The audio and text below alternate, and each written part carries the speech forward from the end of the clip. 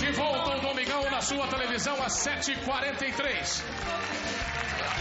Como nós prometemos, a partir de agora, ao lado de Murilo Benício, nós temos aqui a maior dramaturga do Brasil, Glória Pérez, ela que vem fazendo sucesso há muito tempo, desde que foi escolhida pela nossa Janete Claire em 83, um sucesso atrás do outro. Como eu disse, essa Creana, filha de um juiz, tua mãe era professora, né? Minha mãe não, minha mãe era tabeliã. Olha aí, tá vendo? Ela sempre tinha polêmica em casa, então, teu pai é descendente italiano, não é isso? Meu pai. Tá vendo? Então tinha tudo pra, tá vendo? Pra agitar mesmo. Então, olha aí, a primeira vez que se falou de AIDS foi na novela Carmen em 87, inseminação artificial no barriga de aluguel, transplante de órgãos de corpo e alma, de filhos desaparecidos, explode coração, da clonagem e o clone. Agora em América o problema da imigração ilegal, o problema dos Estados Unidos, dos brasileiros que vão para os Estados Unidos, toda aquela aventura e desventura. Os deficientes físicos, né, os chamados, as pessoas especiais, que realmente cada novela diminui o preconceito, aumenta a informação, faz com que a sociedade encare esse problema que é muito sério no Brasil. Nós falamos aqui de uma pesquisa recente, são mais de 25 milhões de pessoas com cuidados especiais e que merecem, acima de tudo, ter dignidade e oportunidade de trabalhar. Aí lembro, exemplo, e também, é claro, desta EQM, que é a experiência da quase morte.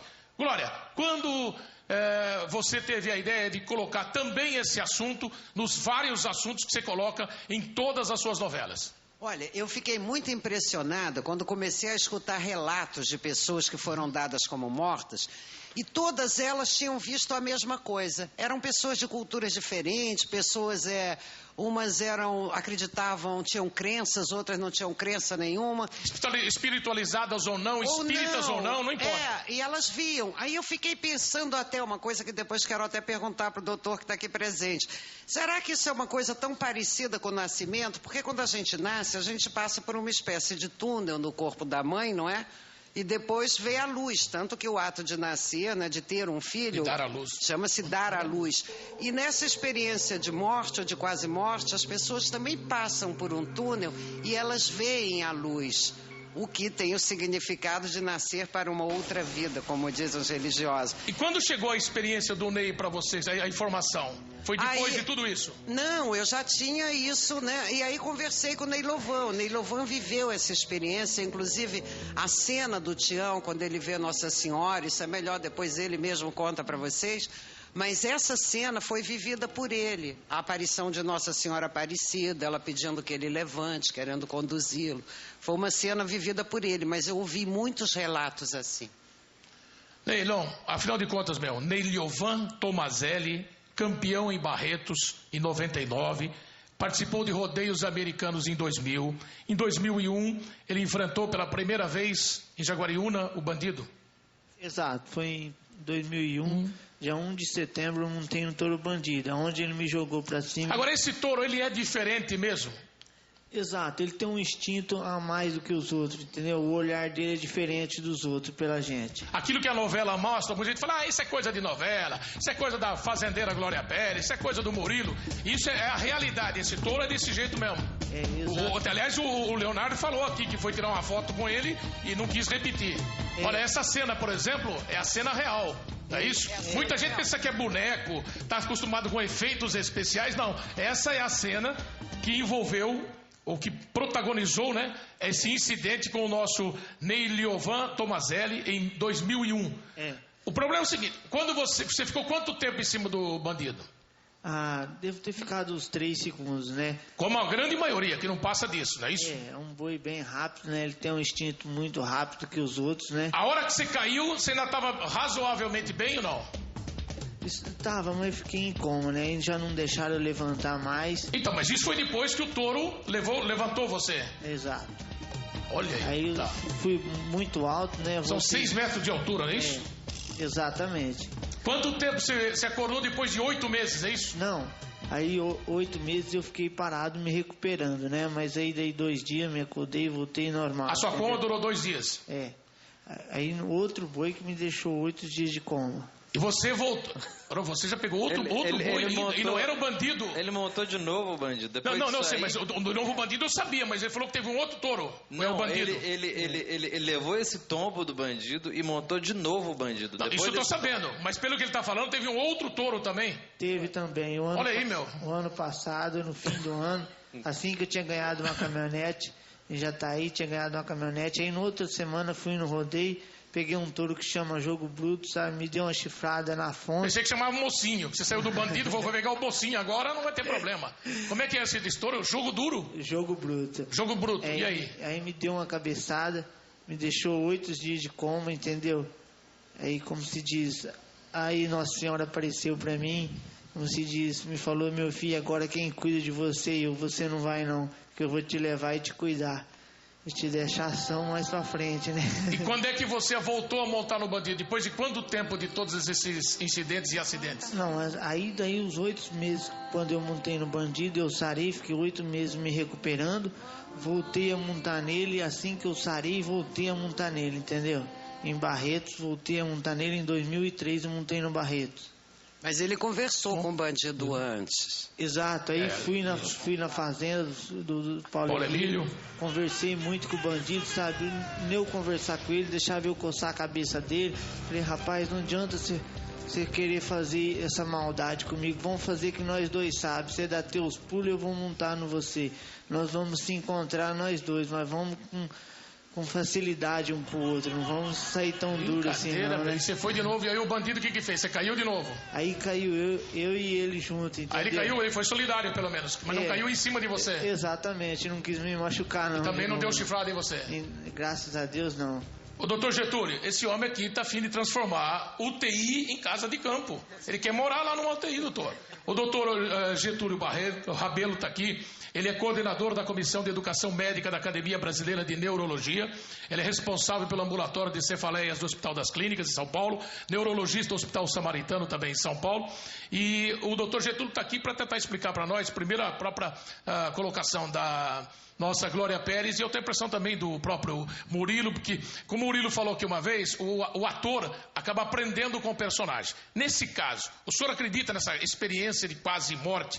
Isso existe? Ou o médico que é mais do lado espírita, ele leva para um lado? Por exemplo, nós temos aqui um caso real de um médico que sofreu um problema desse. Então, já vou mostrar o caso real, que é do médico que está aqui do outro lado da nossa ficha, o nome dele aqui, que é o doutor José Oliveira, o médico de São Paulo. Solta aí. Então, Faustão, foi há 15 anos atrás, eu estava muito gordo, muito estressado, fui jogar futebol para tentar relaxar e aí tive sintomas de infarto, que eu mesmo me diagnostiquei, porque eu era o único médico ali naquele grupo que estava jogando futebol. E eu fui encaminhado para a UTI. E logo em seguida fui para fazer o cateterismo cardíaco. Lá colocaram a sonda no braço. Quando a sonda atingiu o ventrículo esquerdo, que é uma das câmaras do coração, eu ouvi o médico falar, fibrilou. Quem fibrilou ali era eu, ou seja, o coração, em vez de bater, ele fica tremendo. O sangue não vai para o cérebro e a gente morre. E de repente eu me vejo num túnel muito escuro, com faces brancas, como se fossem mímicos pintados assim na parede desse túnel, e eu indo para trás numa velocidade muito grande. E uma indescritível sensação de paz. Ali estava na paz total. De repente eu sou despertado com uma pancada fortíssima no peito. Era a desfibrilação, o coração voltou a bater. E aí eu acordei. A experiência é única e é indescritível. E a gente lembra muito dela quando conta aqui para vocês. É um profissional bastante sereno, tudo colocando essa questão. Nós temos um cardiologista que é lá do Copa d'Oro, o Hospital Copa d'Oro aqui do Rio, e ele lembra nesse depoimento que desde Platão já relatava essas experiências quase morte. E é o Dr. Werner Scheinpflug, ele inclusive é do Instituto Internacional de Projeciologia e Conscienciologia. Olha o que ele fala, quer ver? As experiências de quase morte, como elas estão descritas e são apresentadas na novela, são um fenômeno universal que já foi relatado desde a antiguidade. Para se ter uma ideia, Platão já relatou uma experiência de quase morte, e são fenômenos que ocorrem universalmente, independente de credo, de religião, de formação cultural, de idade.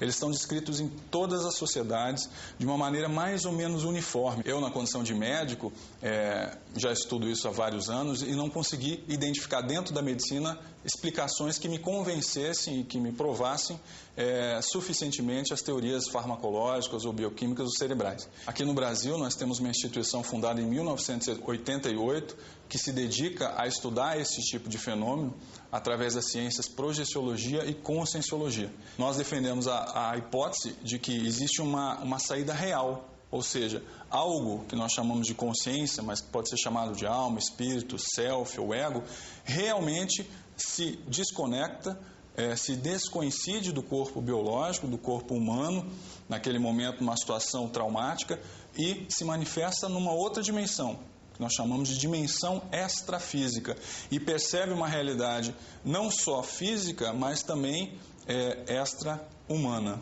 Aqui que é da jornalista Cida Cavalcante. A Cida viveu uma experiência similar, ou pelo menos dentro desse ambiente, e ela conta a história dela. Cida Cavalcante. Faustão, eu tive 2 experiências de quase morte. Uma na adolescência, em 77, após uma cirurgia de retirada do apêndice. Foi uma parada cardiorrespiratória, morri uns 2, 3 minutos. E a segunda e mais importante foi no dia 11 de fevereiro de 1994, na BR-282, em Santa Catarina. Eu caí 50 metros de altura a 140 por hora. No momento do acidente, no momento que o carro estava virando, eu fui puxada por um túnel, fui tragada por um túnel que me deixou flutuando no asfalto, e eu vi todo o acidente acontecer, vi o socorro e tudo mais.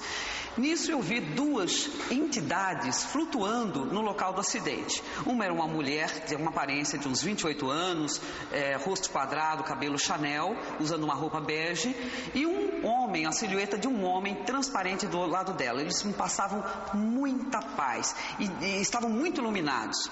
Eu fui na direção deles, porque ela me apontou a mão e disse, sem mexer a boca, tenha calma, isso estava na sua programação. Mas nesse momento eu lembrei do meu filho, de um filho que estava fazendo aniversário naquele dia, 12 anos, e ele estava sozinho numa ilha, porque eu morava numa ilha, Faustão, isolada de todo mundo. Para chegar na minha casa tinha que ser de barco, e a única pessoa que sabia do meu endereço era minha mãe em São Paulo. Então nesse mesmo momento o túnel me puxou de volta para o corpo, aí eu senti as dores do acidente, mas foi o suficiente para eu dizer que meu filho estava sozinho na ilha e dar o telefone da minha mãe em São Paulo. Repeti o número do telefone e aquele túnel me tirou do corpo de novo. Me tirou do corpo, aí eu voltei para aquela luz e fui na direção daquela dupla que estava me esperando. Deixei as coisas por conta do resgate e naquele momento eu senti paz absoluta. Esse caso, doutora, no caso da Cida, que teve 2 vezes essa experiência, é um sinal de sorte ou ela estava muito bem preparada fisicamente para passar por isso e sobreviver e voltar? Ou não tem nada a ver uma coisa com outra? Ela teve sorte, né? 2 acidentes graves. Agora, uma coisa importante, veja, ela, e é óbvio isso, vendo a entrevista, eu acho que esse é um grande viés das experiências quase morte, eu estava comentando previamente. Ela teve uma recuperação neurológica absolutamente completa, tanto que ela está relatando a experiência. A gente, como neurologista, normalmente a gente vê pacientes que, por exemplo, sofreram uma parada cardíaca, mas infelizmente, às vezes, o tempo de parada foi muito longo, de tal maneira que ao voltar, voltou a vida, mas não voltou o cérebro adequadamente. Essas pessoas, elas não nos relatam a experiência. Vejam que as pessoas que relatam a experiência são pessoas... Você lembra tudo o que aconteceu, ou não? Exatamente. Porque ele voltou, o cérebro dele, com certeza, eu não sei os exames que foram feitos, mas com certeza teve uma recuperação. Até porque você foi liberado para trabalhar de novo. Exatamente. Exatamente. Entende? Quer dizer, então esse é um viés Que pode ficar sequela pelo que o senhor está falando. Não, exatamente. Quer dizer, as pessoas que têm situações críticas médicas, com principalmente parada cardíaca e falta de oxigenação, em que você tem uma sequela neurológica, evidentemente, você não sabe qual é a experiência dela. Quer dizer, você analisa, na verdade, a experiência das pessoas que voltaram. Por isso que eu repito, a minha impressão, aí é uma impressão, claro, é que é uma experiência de vida e não uma experiência de quase morte. É um pouco diferente. A sua visão também, aí no caso não é só a visão do médico, é do ser humano que está dando a visão. Para ele está muito mais próxima da vida do que da morte. E para você? Também, exatamente. Por isso que eu fiz essa analogia com o nascimento. Né? É uma experiência de vida, é claro. Para você, Murilo? Que tipo de conclusão você tira de tudo isso? A gente fica ouvindo e fica cada vez mais curioso, porque esse é um tema fascinante, hein? É porque a gente fala do desconhecido, né? Perfeitamente. Então, eu acredito muito nisso. Eu acredito em reencarnação, acredito em tudo isso, então eu fico só ouvindo, não tenho uma questão formada. Até porque o doutor Getúlio foi uma de humildade, que normalmente nem sempre é assim. Que ele fala que a medicina está à procura de todas as informações e todas as verdades que a gente nem sabe se vai chegar lá, né? Essa é de paz. Ela não tem. Então, isso sugere uma causa biológica, mas repito, na verdade, não se sabe. O fato existe. Mudou você, pelo que o doutor está falando, assim, você acha que você voltou diferente depois de tudo isso? Ou você continuou mesmo maluco, querendo encontrar um bandido por semana? Ou não? Como é que é? Você voltou mais sereno? Como é que é, Ney? Não, eu tô a mesma coisa, voltei mais maluco, querendo encontrar o bandido de novo. Quer dizer, então, que a genética aí não muda não, né, doutor? Não tem jeito. Eu não mudo nada. Se tiver que enfrentar o bandido pela terceira vez, você vai para conversar com ele, para fazer que nem o Tião que ia lá e beijava o bandido. Opa, aí tudo bem. Vou tá conseguir. E você continua trabalhando normalmente? Exatamente. Ah, é? Exatamente, normalmente. Depois de ter subido 6 metros, bicho, mais um pouquinho você tava com Deus lá. Mas não cheguei com Deus. Aí, mas essa subida minha quebrou minha coluna, né? Quebrou a 7ª vértebra, amassou a 6ª, né? Usei um colete ortopédico 8 meses, olha, né? Pra poder sarar. Nessa hora que você vê que, na verdade, ele tá no chão, olha o que ele faz, ó. Olha o que o touro faz com ele, olha lá. Ele me ajeitou e me reversou. Essa hora os palhaços não teve como chegar, foi muito rápido, né? Foi muito rápido. Essa hora que você tá no chão, você já estava lembrando de alguma coisa ou não passava nada na sua cabeça? Nem um filme, nada? Nem Gary Cooper, Tom Mix, Randolph Scott ou Paulo Cid, nada? Não, ainda não tinha veio passado. Nada na tua cabeça, nada? Não. Todo o Velho Oeste não veio? Salt Lake City, nada? Não. Porra, meu. Quer dizer que... Doutor, coisa foi complicada. Tem que continuar na profissão, doutor? Esse homem é um homem de sorte, hein? Eu não continuaria. Como se diz, quem tem fé em Deus deve continuar. Eu sei, mas não abusa. Você já estourou teu crédito lá, né, Ney? Vai devagar, ô louco. Você tem cheque especial com Deus. Ô, mas é brincadeira. Exatamente. Você toparia uma experiência dessa, ô Murilão? De cair, acontecer tudo e volta? Não. A gente, essas cenas que a gente fez, eu realmente montei o bandido ali em cima do brete. Dá um medo, e eu fico o tempo inteiro falando, pelo amor de Deus, você não vai abrir isso. Você tá brincando, você ficou em cima do bandido ali dentro? Montei enorme. Você, aquela hora? Vendo ele de cima, parece precipício. Você veio de baixo. Essa hora é você mesmo lá. Sou eu montando nele. Porque ele batendo a sua perna na grade já dói. Eu montei, aí dá um medo, eu não... Mas você já é amigo dele, você falou, eu sou Murilo Benício, meu. Vou te levar pra conhecer Niterói, o Saco de São Francisco, Icaraí, você não falou nada disso, não? Isso aí é pra maluco, cara. É uma adrenalina só de montar um boi desse no brete. Olha lá. Ele arrastou você um pouco, hein, Ney? Arrastou. Até erguer você. Agora que eu tô vendo a sequência toda aí. Olha lá, ó.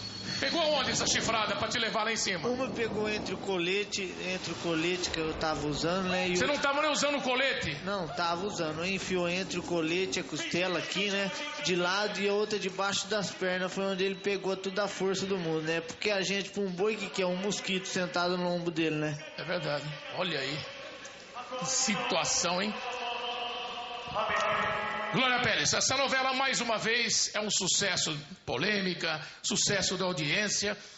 O nosso Murilo, com aquela sinceridade peculiar, lembrou uma novela que teve uma troca de diretores, quer dizer, tudo isso foi superado e revelou-se um cara sereno, equilibrado, competente, que é o Marcos Chetman, que aliás todo mundo já sabia aqui, mas talvez até nesse incidente todo foi a chance dele mostrar para quem não conhecia toda a competência dele. Qual é a análise que você faz, a conclusão que você faz desse trabalho? A gente sabe que foi sucesso de público, sucesso de crítica, mas em relação às outras novelas, você sai feliz, realizada, porque todos os assuntos foram debatidos, como o caso do programa do Braga, analisando o problema, que a gente já mostrou aqui vários exemplos, aqui no programa, dos deficientes físicos. Como é que você analisa tudo isso? Olha, eu saio muito feliz dessa novela, primeiro porque eu achei que nós contamos uma história que encantou, né? Uma história bonita, tanto a história de amor quanto as outras histórias, a deficiência, a história do Jatobá. Podemos discutir muitos temas, trazer para a primeira página dos jornais o drama dos brasileiros que atravessam o deserto para viver ilegal lá fora. Você acha que, na verdade, em vez de estimular, conscientizou?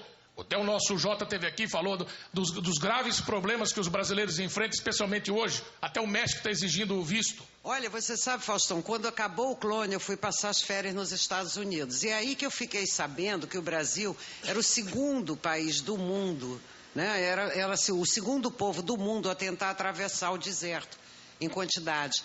Eu não sabia disso, ninguém falava disso aqui. É verdade. Eu disse, meu Deus, a quantidade imensa de brasileiros passando por toda essa agonia, por todos esses riscos, né? E arriscando também a viver ilegal num país. É preciso falar disso. E é por isso que eu contei essa história nessa novela. Né? Quer dizer, a novela trouxe o assunto para a primeira página dos jornais. E ninguém nem sabia disso aqui. E a quantidade é enorme. Você viu aquele menino Jean, né, que morreu lá na Inglaterra e tudo, né? As reportagens que se fizeram, você viu a cidade em que ele morava? É uma cidade, 80% dos homens da cidade estão fora. Apareceu um pai com um garotinho de 3 anos, o pai está juntando dinheiro desde já para mandar a criança. Né? Então nós precisamos falar disso, por que os brasileiros estão indo embora? E eu acho que a novela jogou esse assunto em cima da mesa.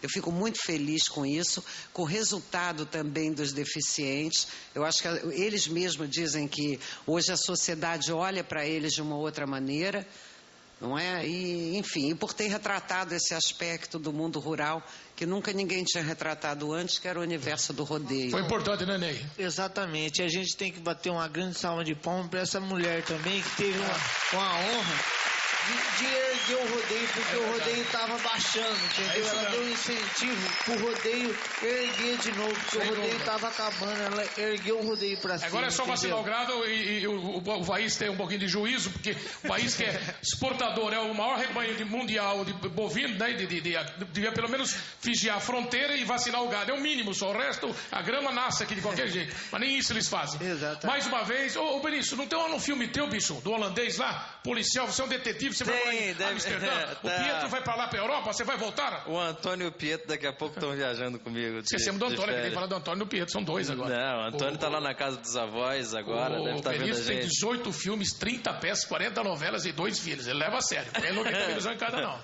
Olha, mas para dar uma resumida aqui, a Glória me disse uma coisa ali fora que eu achei que resume bem tudo que a gente viveu até agora nessa novela e saindo vitorioso. Para você montar um boi e ganhar, você tem que ficar 8 segundos. E as pessoas falam, você parou no boi. Então ela disse que essa novela, a gente está terminando ela, a gente montou o bandido e parou nele, né? É verdade. É o resumo que a gente tem da novela. Tá perfeito. Muito obrigado ao doutor Getúlio Rabelo, neurologista, ao Super Murilo Benício, Glória Pérez, ao Super Ney. Agradecendo a galera e a Adriana Colim agora, categoria comediante, 3 finalistas.